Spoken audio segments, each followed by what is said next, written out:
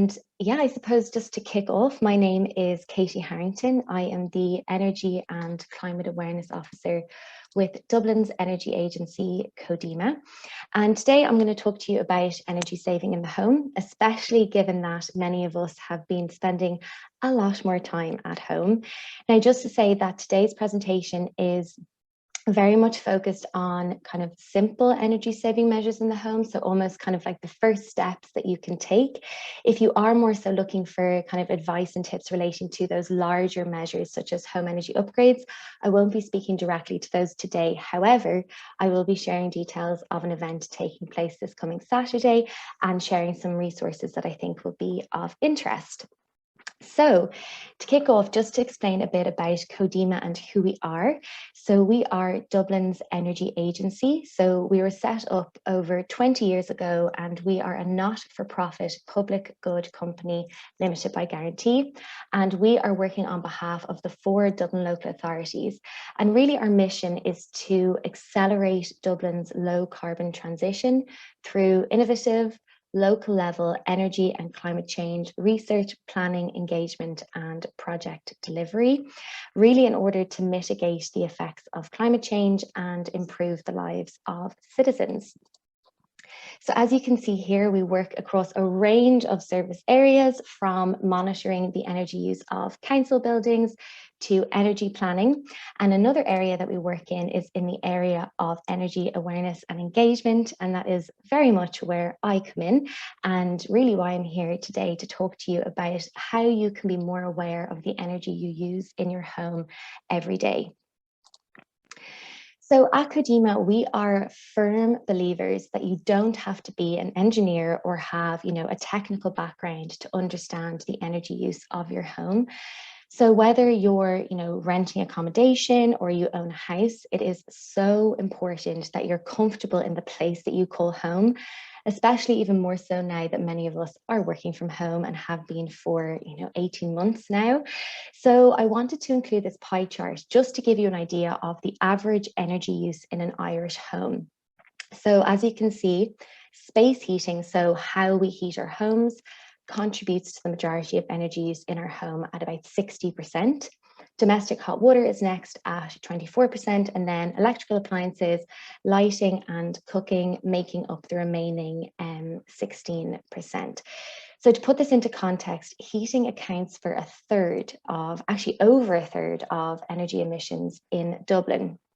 So how we heat our homes is extremely important, not only because it's the majority of our energy use, but it has a notable impact on our countries and on our cities' greenhouse gas emissions. And although it looks like emissions reduced by approximately 5.9% due to COVID-19 last year, residential emissions actually rose by 9% due to the amount of time spent at home. So this is just some context to the importance of the energy use in our home. So today I'm going to talk to you about most of these areas and share some simple energy saving measures that you can take to reduce and improve the energy use in your home. So with that in mind, there are 3 main areas I'm going to cover with you today. The first topic will be energy saving in the home, as I mentioned, and I'll share our top energy saving tips. Another area that I'm going to cover is reading your electricity bill and what to look out for, because I would say the majority of us just look at the cost and don't go any further. So I'll hopefully help you pick out, the main things that you should be aware of when your bill comes in. And I'm also going to introduce you to our home energy saving kit scheme that is running in almost every library in Dublin and over 100 libraries across Ireland. It really is a brilliant and very popular toolkit if you're looking just to get a better understanding of your home's energy use, identify bad habits and things like that. So I'll take you through that shortly. But first, I have a question to ask you all. So I'm going to launch a poll here. Let me see. So the question is, how much do you think you could save on your energy bills by implementing energy saving measures in your home? So do you think that you could save 5% on your energy bills, 10% or 20%? So if you could all vote now. And I will, yeah, very good. Thank you, everyone. We're nearly there, a few more people. Okay, great stuff. Okay, so the majority said, if you guys can see that, it said 10%. The answer is 20%. So I'll just exit that. So, now obviously this depends on a number of factors, but really through a range of energy saving measures, you can really impact your energy bill. And to help you do this, let's look at the energy saving measures you can take in your home. So if you remember the pie chart I showed you a few slides back, space heating is the biggest consumer of energy in our home at about 60%. So I figured let's start there, especially now that we are reluctantly moving into the autumn and winter months. Heating is going to be back on the agenda very soon. So I have some easy things that you can do to make sure you're heating your home efficiently. So firstly, if you have heating controls in your home, we would recommend turning down your room thermostats. But even turning it down by just 1 degree, this could save you up to 10% on your energy bill. So the optimum temperature that you're looking for is about 18 to 20 degrees for occupied spaces like your living room, and 15 to 18 degrees for non-occupied spaces. So that would be like your bedroom, for example. Next, we would recommend turning your radiators down or off in rooms that you don't use regularly, because if you think about it, you're wasting energy in heating up these rooms if they are not occupied. Also, if you have a wet central heating system, we'd recommend bleeding your radiators regularly, at least once a year. Another tip would be to put radiator foil behind your radiators, especially radiators that are fitted to an external wall, because this is going to allow for heat to be reflected back into the room. And you can easily pick those up in hardware stores, and they are pretty easy to fit yourself. And then something simple like moving your furniture away from radiators can really make a difference. Furniture sitting in front of radiators may be absolutely lovely for the person sitting on that chair. However, it's going to block heat from radiating to the rest of the room. Then number 5, closing doors. Again, it may seem obvious, but by closing doors around your home, you can avoid losing heat to hallways or to other rooms. And also make sure to close doors to unused rooms, so you're only heating the smallest possible area. And then finally, check your windows and doors around your home for drafts. If you do identify a draft, you can pick up what's known as a draft excluder for your doors and your windows, which you can actually pick up again in hardware stores. But if you are up for getting creative, you can actually make these yourself out of fabric. And there are tons of YouTube tutorials on this. So it's just an inexpensive solution to try out if you're up for it, and it can really make a difference, especially in a workspace in your home, and it'll also make it more comfortable too. So these are just 6 simple measures you can take in relation to space heating. So moving on to work or study related appliances in your home. So some simple things that you could do today would be to firstly make sure that your computer or your laptop is set to energy saving mode. When you are finished work at the end of the day, don't forget to fully turn off appliances such as your computer screens, laptops, or you might even have a printer at home, because they still use energy even when they are on standby mode. Also, when you're not using your appliances like your laptop or even a phone charger, make sure to actually either unplug them or switch them off at the wall, because they still use energy even when they're not in use. And then a simple tip would be to plug your appliances into a power strip. So that way, at the end of the day, you can turn all of your work-related appliances off at the same time, saving you unplugging everything individually. So I know that these tips may seem very obvious, but I myself have been guilty of finishing up at the end of the day and just closing over my laptop and not checking to see if I've, fully powered off my laptop and monitor. I also have plugs that don't have a power switch. So unless I actually unplug my power strip from the wall, it could still be drawing electricity if I've left my appliances running. So it's just good to keep in mind and build in as a habit every day. So then moving on to home related appliances. So of course, spending more time at home means getting more acquainted with our kitchens. So I have a few tips to help with this area of the home, starting with home appliances. So looking firstly at the fridge and freezer. So these appliances use a significant amount of energy, mainly because they have to be kept on all of the time. So making sure that they're running efficiently is absolutely key. So with that, it's important to make sure your fridge and freezer are at the correct and most efficient temperature setting. So that is 3 to 5 degrees for your fridge and a -15 to -18 degrees for your freezer. Any colder than this, you could be using unnecessary energy to cool your fridge and freezer. Again, this may seem obvious, but making sure to cool hot food down before placing it into your fridge or freezer. Otherwise, both of these appliances have to work extra hard and use more energy to cool the food down. We'd also recommend, even though it's a very laborious task and people dread it, is defrosting your fridge and freezer at least every 6 months to ensure it runs efficiently. So a good guide to follow is that there should be less than 5 millimeters or ½ centimeter of frost buildup.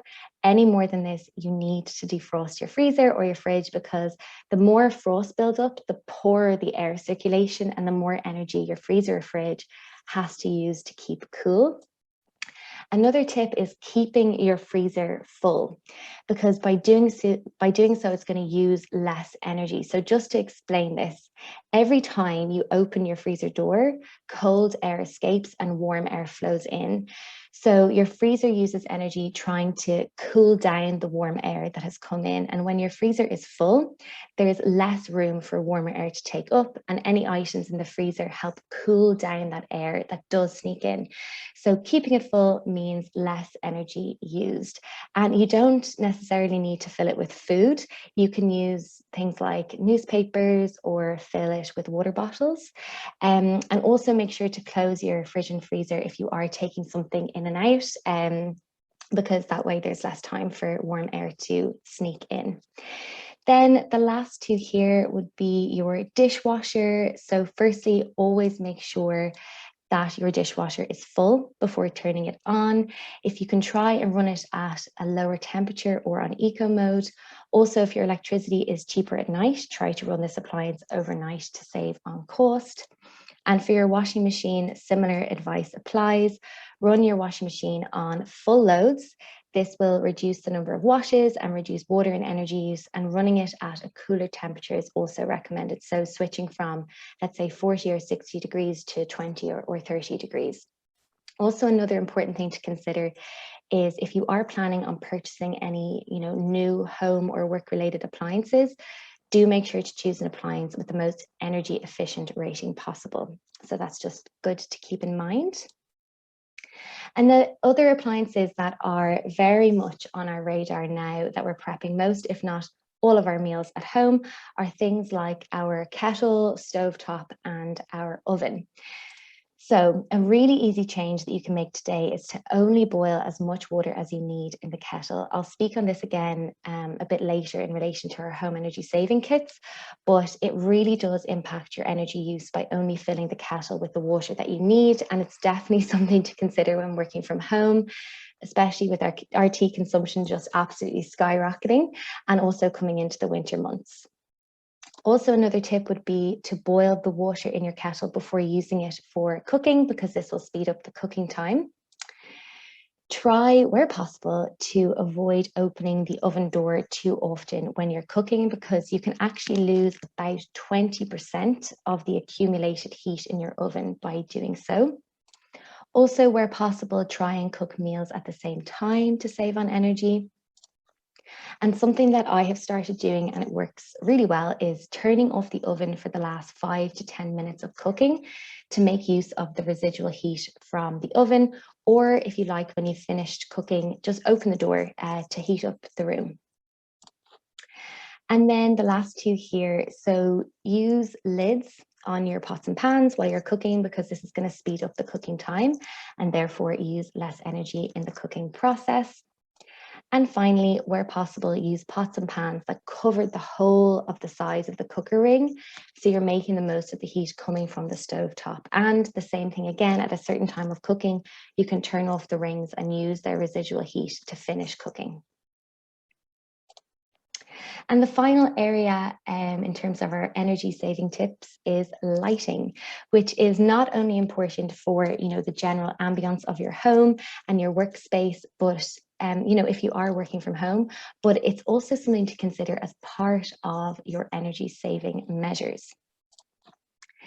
So first things first, if possible, arrange your workspace to allow for maximum daylight. So trying to work near a window or in the brightest room will allow you to avoid switching on lights until it's absolutely necessary. Then making use of task lighting is another tip. So only using the lights that are required to light your workspace effectively and avoid lighting the whole room. This may also seem like an obvious tip, but make sure to switch your lights off when you are leaving any room in your home. Leaving lights on in rooms that you are not occupying wastes energy and it's going to drive up your electricity bills. Personally, I grew up with an electrician as a father and I didn't realize what an effect he had on me until I moved out, and I found myself turning off lights after everyone in the house and being that extremely annoying housemate. But yes, it really is a simple thing to do and it's going to reduce your electricity usage and drive down those energy bills. Another thing would be to clean your windows regularly, especially the windows in your workspace. This will make sure that you can take full advantage of maximum sunlight, even if it is only with us sparingly coming into the winter months. Also, cleaning your light bulbs and shades is a good one to add to the list because doing so will make sure that you are benefiting from the maximum brightness. Also, something like avoiding net curtains and blinds because they reduce the daylight penetration of the room. And then finally, last but no means least, switching your bulbs from traditional halogen or tungsten bulbs to low energy or LEDs is a great way of reducing your home's energy use because LEDs use a fifth of the energy of a halogen bulb.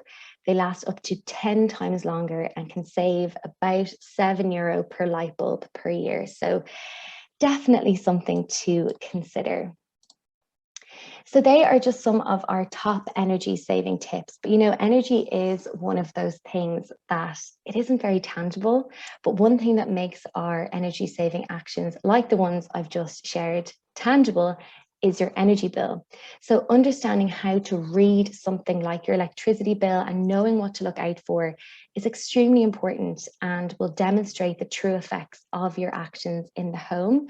So according to SCAI, 70% of households are paying their energy bills by direct debit, which means money is just coming out of our accounts and it's unlikely that we're going to take the time to actually read our bill each month. But it is so important that we do take that time, not only to make sure that everything is correct, firstly, but also to see the impact of our energy use. So it really doesn't have to be any more complicated than knowing your account details, knowing how much you're using, how much it costs, and when you're out of contract with your supplier. So just in terms of your account details, there's really just two things that you need to look out for. The first one is your MPRN, which is your meter point reference number. And this is your unique code for the electricity connection to your house.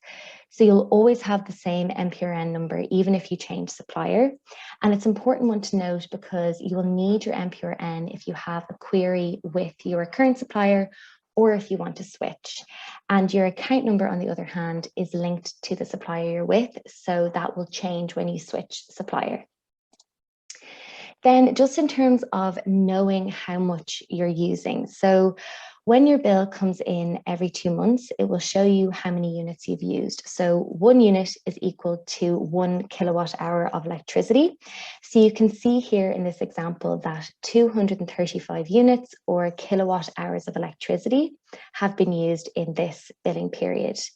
So your bill will also show you what unit type you're in. So it could be a standard or a daytime unit, which would be the majority of cases, or you might also have a night saver rate, which you can see here. So for example, if you're living in an apartment that has electric storage heaters, you are most likely on a night saver rate as well.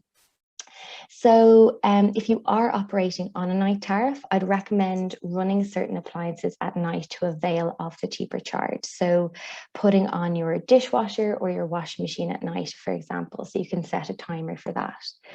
Also, the meter readings, which you can see in the second box there on the screen, can be marked E, which is estimated by the supplier, A, which is an actual reading by the provider. So the ESB and Gas Networks Ireland will read your meter up to 4 times per year, or it can be marked C, which is by the customer. So I would urge you, if you can, to submit your own meter readings, because it means that you're going to get a more accurate bill. And then looking at the different charges on your bill. So you can see there that there's a range of different costs listed. Firstly, you should know what you're paying per unit or per kilowatt hour of electricity. So we can see here that this customer is being charged over 18 cents per unit of electricity during the day and 9.23 cents at night. Next, you'll have the PSO levy, or Public Service Obligation Levy, and this is a levy that is set by the government each year, and it's the same price for everyone, no matter what supplier you're with. So just to note that this is not a carbon tax. The aim of the PSO levy is to help fund the generation of energy. So that includes renewable energy, but it also includes the generation of energy from carbon-intensive fuels as well. You'll also have your standing charge, which is the fixed charge set by your electricity supplier, and this is going to vary per supplier. And then finally, you have your VAT at 13.5%. So just to recap, the PSO levy and VAT rate won't change no matter what supplier you're with, but the standing charge and the unit price of electricity will vary per supplier. So we all know that we need to be taking action in relation to our climate crisis. So another factor that you might want to consider is where your electricity is coming from. So is it coming from a renewable source, for example? Now, I'm not particularly advocating for any specific supplier over another, because there are lots of suppliers and choice out there now who can supply you with electricity that's generated from 100% renewable sources. One thing I would recommend checking if you want to see where your current energy supplier is at, the average fuel mix for your supplier is actually stated on your electricity bill. So it's going to tell you what percentage of fossil fuels or renewable sources are used by your supplier. So there are some suppliers that offer specific green tariffs to a portion of their customers, but many others now guarantee 100% renewable power is provided to all of their customers. So I would highly recommend shopping around, because really the more people switching to suppliers who are providing 100% renewable electricity, the more the industry as a whole needs to look at, their infrastructure and invest further in renewable energy. So then in terms of switching suppliers, so the most important things to be aware of, first of all, is how long you are in your current contract with your supplier and when you are out of that contract. So, of course, you can go onto the different electricity supplier websites if you want and compare prices, but there are a couple of price comparison websites that I've used myself, bonkers.ie and switcher.ie, where you can literally enter all of your information and it's going to work out the best deal for you based on what you're looking for. I will stress, though, that when you are offered a deal, make sure to see if VAT and the standing charge are included, because if they're not, it might work out more expensive than you think. So now you have some energy saving tips and guidance on what to look out for on your energy bill. So finally, I'm just going to briefly introduce you to our Home Energy Saving Kit scheme. So the Home Energy Saving Kit is basically a kit with 5 tools and 6 exercises that can help you assess how much energy you're using at home. And the great thing about this scheme is that you don't have to spend a penny to use the kit. You can borrow it free of charge from a number of libraries across the country, and it works exactly the same way as borrowing a book. You just go in with your library card and you can take a kit away for about 2 weeks or so. And really by using the kit, it will hopefully make you more aware of your home's energy use and help you identify areas for improvement. So for example, you might have walls that might need better insulation, or you have electrical appliances that are really driving up your bills and things like that. So just to show you what you will find in the kit, so we have a thermal leak detector, we have a plug-in energy monitor, we have a temperature and humidity meter, a radiator key, a fridge freezer thermometer, and we also have a water flow rate exercise and the all-important user manual. So for this session, I'm just going to show you two of our most popular tools. And I say most popular, they're also my personal favorite, and also our water flow rate exercise. So I mentioned in the space heating energy saving measures section of our talk today to check for drafts in your home. And this tool does exactly that. It's going to find any drafts or thermal air leaks around your house. So it's a very easy tool to use because it uses an LED colored spotlight, which actually changes color when it picks up on a change in temperature. So for example, if your windows aren't sealed properly, it's going to switch from a green light to a blue light to show you that there's a cold air draft coming in. And then it'll switch from a green light to a red light to show you that there is heat escaping in your home. So it's great for identifying areas in your home that need better draft proofing, more insulation, and so on. And as you can see from that picture there in the screen, I tested this out in my converted home office, and I found both drafts and thermal air leaks, which is something I'm going to have to sort before we get into the winter months. So the second tool I wanted to show you today is our plug-in energy monitor. So if you remember the kind of work-related and home appliances that I was talking about, this tool allows you to measure the amount of electricity that these appliances are using, and then you can work out the running cost of each appliance over the course of, let's say, a month, 6 months, or a year, for example. It's also a really good way of identifying bad habits in the home. So for example, a couple of months ago, I did a test where I compared the amount of electricity that would be needed to boil a full kettle versus boiling enough water for just 1 cup of tea. So myself and my friend are both working from home, and we would have on average about 3 cups of tea a day each. So I have another poll question for you all. So I'm just going to launch that here. Oh, hopefully that wasn't blocking things. Oh, here we go. Sorry, I'm just going to check. All right, yes, these are just the questions. Perfect, sorry. So I'm going to launch this. Right, so my question is, if myself and my friend were to boil a full kettle every time we wanted a cup of tea during the day and did this for the next year, can you guess how much we'd be adding to our electricity bill? So do you think we'd be adding €20, €30, or €50? So if you all want to start guessing there.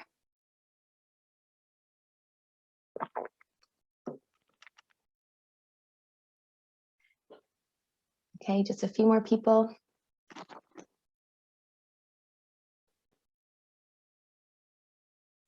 It's kind of chopping and changing between 30 and €50. Okay, I'm going to end the poll there. Oh, last few people. Okay, I'm going to end the poll there and just share it with you. So very close, but most people said between 50 and €30. So I'll stop sharing that there.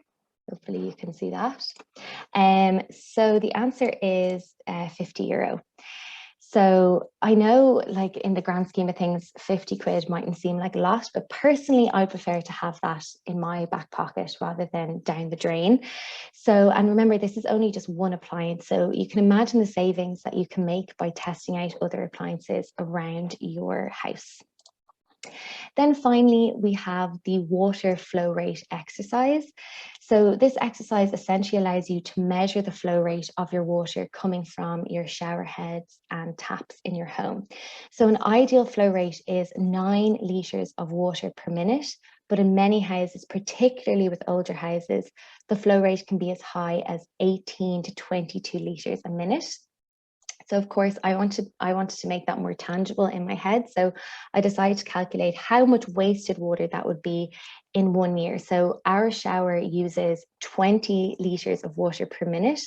So with that, we're looking at about 110 litres of wasted water for one 10-minute shower. And I feel like that is probably being quite generous given how much time some of us actually spend in the shower. So this equates to approximately 40,000 litres of water per year. So again, I wanted to put that into kind of a context that I could understand.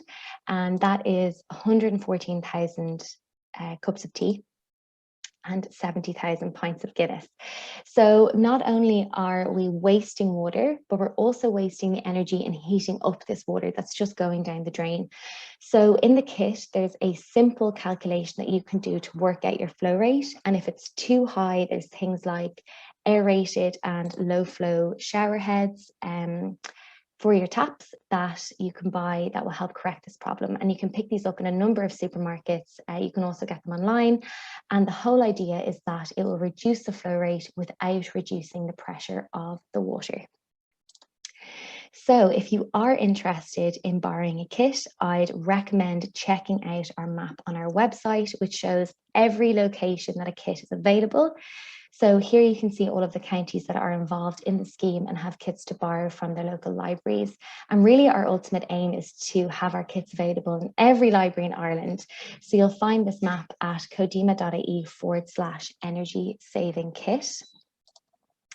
And then just before I start to wrap things up and go to the Q&A, there are a few things I just wanted to draw your attention to, which is first, the first thing is our THINKENERGY hub. So this has excellent resources in relation to energy savings. So for example, you'll find our guide to home energy savings, which has 94 tips on how to save energy at home. And it's great because it shows you kind of low cost up to kind of higher cost measures that you can take, so you can choose what you want to do and what you can afford. We also have tips for saving energy in your workplace if and when we get to go back, and more tips for saving energy while working from home. So you'll find all of this at CODEMA.IE/THINKENERGY. And then we also have all of our home energy saving kit resources available on our website. So you'll find videos explaining each tool. You'll have our map detailing where you can pick one up and so much more. So you can find all of this at CODEMA.IE/energysavingkit. And then also, this is what I was mentioning at the start in terms of useful resources for you if you are considering investing in home energy upgrades and kind of moving beyond the basic energy saving measures. So we have 3 really useful Ask the Expert conversations on our YouTube channel. So we discuss home energy upgrades, heat pumps, and also switching energy suppliers. So if you are interested in that, you'll find that on our THINKENERGY blog, but also on our YouTube channel. So you'll find that at CODEMA Dublin on YouTube. And then we also have our Ask the Experts live Q&A event taking place this Saturday at 10 a.m. that I'll be moderating. So we have Noel Rowland from Churchfield Home Services, Ruth Buggy from SCAI, and Eric Dennis from KSN Energy. So they have a wealth of knowledge, and it literally is just a webinar dedicated to answering your questions. So anything related to home energy upgrades, anything that's been niggling at you that you want asked, please come along. I'm quite excited for it myself because I always learn so much from these sort of events.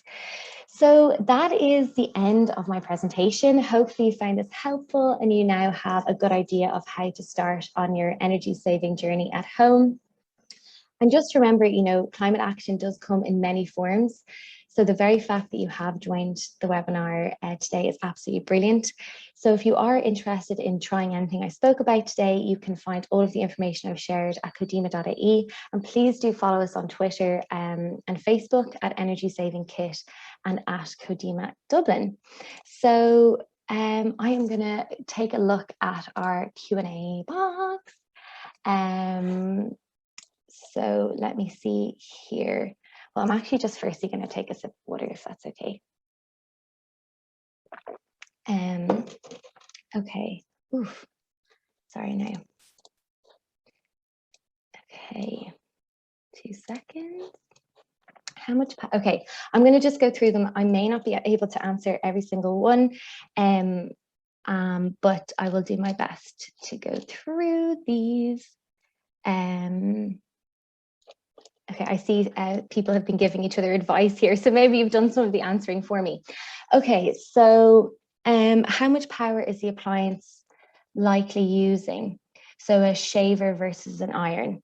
Okay, so this is the exact thing that our home energy saving kit answers. So using our plug-in energy monitor, you can literally just pop that in and get an idea.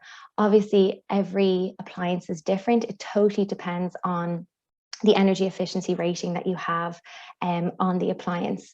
So what you can see on when you're purchasing a product is the kilowatt hours that it's going to use. So the rule of thumb is the lower the better. So I'm not sure if that answers your question directly there, Stephen, but I'd highly recommend borrowing one of our kits to find that out. And you can kind of make note of all of the appliances. You can add it all up, multiply it by your kilowatt hour and your unit cost of electricity, and find out how much all of your appliances are costing you, let's say on a day-to-day or monthly basis. So just pay the extra for a frost-free fridge. The next time I'd never buy a non-frost-free fridge again. Yeah, and listen, I'm so with you, Stephen. To be honest, we just recently defrosted our fridge and it was like a day's job. So yeah, it's not something that people ever look forward to. So a frost-free fridge sounds great. Will a time control strip help a lot for electric saving? So I have heard about, yeah, these strips, they're almost like smart control features. So yes, they would, if it's something that you are, say you haven't necessarily built it into your daily habit to like turn everything off, you can set that. You can set those strips and those plugs to turn off for you. So they're kind of like timers. So I don't know the exact amount that you'd be saving, because again, it's all kind of like how long is a piece of string. Everyone's energy usage is different. Every appliance is different, but it definitely would help. So Claire has asked, what is the best first step for saving energy in the home? That is a good question, and a lot of people ask me that. So I suppose it depends on a number of factors. So firstly, it would be good to get an idea of where your home is currently at in terms of energy efficiency, which you can do one of two ways. So the free option is to, and I know you're probably like, okay, we get it, Katie, we're going to borrow the kits, but one of them would be to borrow our home energy saving kits. Or you can get what's known as a BER assessment done. So that's a building energy rating assessment. And you can get this done of your house. And I believe they cost about €150 to €200. And really, once you kind of know where your house is at and what improvements are needed, the next step for you is to determine your budget and what you can afford. So I think it's really good to start with the basic energy saving measures and then work up. And then, I don't know, maybe some of these questions have been asked further down, but I can just cover this briefly now. So a rule of thumb is kind of fabric first within your home. Now, I'm not an energy expert by any stretch, so at the Ask the Experts Q&A on Saturday, we'll be talking more around this.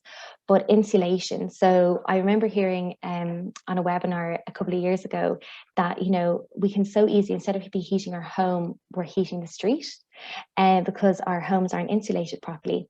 So that's a really good place to start if you do have a bit of budget there. And out of like wall insulation or attic insulation, again, best practice would be to start with attic insulation, because your attic can actually, you can lose about 30 to 35% of your home's heat through your attic, which is just, it's huge.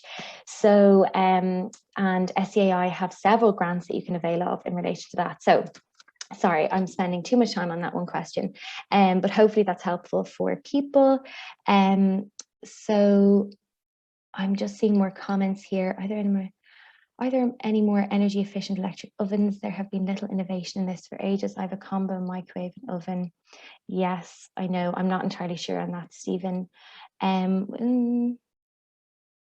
With LED, the saving on different LED lights is likely minimal. Yeah, I mean, where you're going to see the biggest change in terms of lighting in your home is if you've started with a halogen or a tungsten bulb and you're switching to LEDs. That's where you're going to see the biggest change in your energy savings and on your energy bill.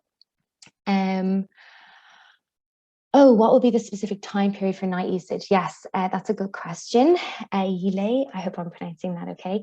Oh, actually, let me just check the time here. Okay, yeah, we've got 4 minutes. So yes, that changes between summer and winter, and it is a little bit awkward, but it's normally around like 11 p.m. Sometimes it goes between 11 p.m. and midnight, all the way up to, 6 a.m. and 7 a.m. So what we've done in our house is we just set a timer for it to come on after, so you're actually utilizing the night tariff. And I have to say, I have noticed a difference in our energy bill since we've started doing that, so I'd highly recommend. So let me see here. Will the price be much higher if we switch the old electric supplier to a renewable supplier? Sorry, I'll read that out properly. So will the price be much higher if we switch from an old electric supplier to a renewable supplier? So I know what you're saying there, Yile, again. So I mean, it does very much depend. What I would recommend is going on to switcher.ie or bonkers.ie, and you'll get a direct comparison of the different suppliers. I recently changed to Community Power. I don't find them too much more expensive. If they are, it's marginal. So what I would say is it's very much depending on your own personal preference. So, and what your motivation is for changing suppliers. So if your motivation is that you want your, the electricity and the energy that you're kind of supporting for it to be 100% renewable, then you should focus on that. But for a lot of people, price is important. So I don't want to kind of be advocating one over another. But yeah, thank you for your question. I think Stephen's giving you some advice there. Thanks a lot. Yeah, thanks, Stephen, for helping me out as well. I'm just trying to get to some of them here. Is it worth changing non-LED bulbs now, even though they're still working? So, Mandy, I actually asked my dad that because he's an electrician, and he said, listen, if you've had them for a while, instead of like just taking them out, do let them kind of come to their end of life. I have made a few switches with mine just because I want to, and I feel better for it. But if they're still working, it's not the end of the world. Rather than kind of going to the trouble of switching out all of your light bulbs. But what I would say is you will see a difference in your energy uses. You are going to be using less greenhouse gas emissions, and you will see a difference on your energy bill. Okay, we literally just have 1 minute left. So unfortunately, I won't be able to get to the rest of your questions, but thank you all so much for all of those questions. They're really good, and I hope I answered them okay. But my colleague Claire has been taking a note of all of the questions, and what we'll do is we will get back to you on those. But alternatively, if you haven't asked a question and you would like to, please just get in touch with me, katie.harrington@CODEMA.IE. I'd be more than happy to answer any questions that you have. And just to finish up and to let you know that a recording of this webinar and my slides will be circulated next week. Please bear with us because this week has been absolutely crazy, which is great. There's been so much interest in all of the events. And then speaking of, just to bring your attention to some of the other Dublin Climate Action Week events that we are organising or supporting. So firstly, this evening at 7:30, Phibsborough Village Climate Club will be launching their draft energy master plan, their biodiversity master plan and their circular economy map. So that's worth checking out. Tomorrow at 1 p.m, there is a Dublin Triple Sustainable Energy Communities webinar. So they're going to be kind of talking about their plans going forward, which looks really interesting. Then at 2 p.m, we have a Women in Energy event. So we have 3 speakers at that sharing their experiences in the energy sector. And our CEO, Donna Gartland, is actually moderating that. So I'm really excited to check that out myself. And then the last 2, Saturday, the 18th at 10 a.m, as I said, we have the Ask the Experts live Q&A. Please do come along to that. I think it's going to be a great chat with loads of information. And then Sunday 19th at 2 p.m, Bellarmine SEC or Sustainable Energy Community will be presenting their Fernhill walking tour. So all details on these events, including how to register, are available on dublinclimateactionweek.ie. So that is everything. Thank you all very much for your time, and I hope to see you at another event soon. Thank you.